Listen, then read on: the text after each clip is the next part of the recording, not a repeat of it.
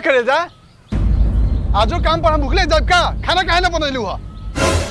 हां आओ ना चलिए जरा ना रात की तोरा दुकान की गैस खत्म हो गई बा ते लिया के दे इसकी खाना बना के दी। हाँ के सुधरल बाप के बिगड़ल बेटी तोरा से जब शादी कई नी तब तो तू ऐसे ना रहे ना इतना ऐठ के बोलत रहे और काहे बोलत रहे। हां तो बोली ना हमर फूल जैसन सूरत बस सूरत हो गइल बा चूल्हा फुकत फुकत। कोई बात नहीं खे हम तोर बस सूरत चेहरा देख के जिंदगी काट लेम ना तो बोल दो चार गो फेयर लवली ले आवतानी रात दिन घसत रहिए लेकिन तोरा के चूल्हा पर खाना बनावे के पड़ी त पड़ी बुझले।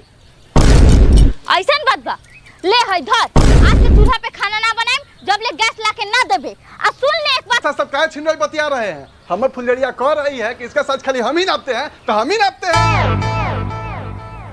अगर ऐसा बोलजोड़ी बतियाइएगा तो कहिए हम दूसरा दुकान में चल जाते हैं। नहीं नहीं जाइए जाइए वैसे भी हम ओयो वाली के फेर में थोड़ी अपना लॉस करेंगे।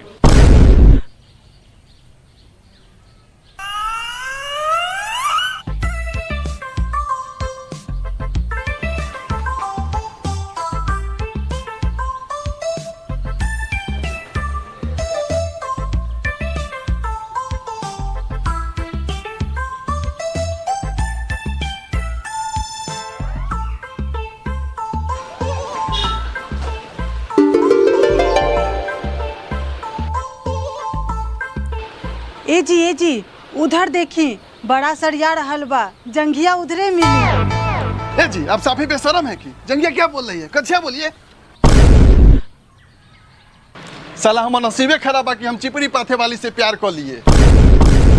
हम चिपड़ी पाथे वाला बानी तो ठीक बा हम जात बानी मैनेजरे से सेट होबे जवन जवन जंघिया चोली पहिरे के मन करी पहिरत रहम।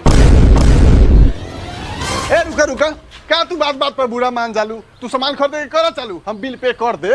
ई भइल ना बात 28 नंबर जंघिया दिखाई।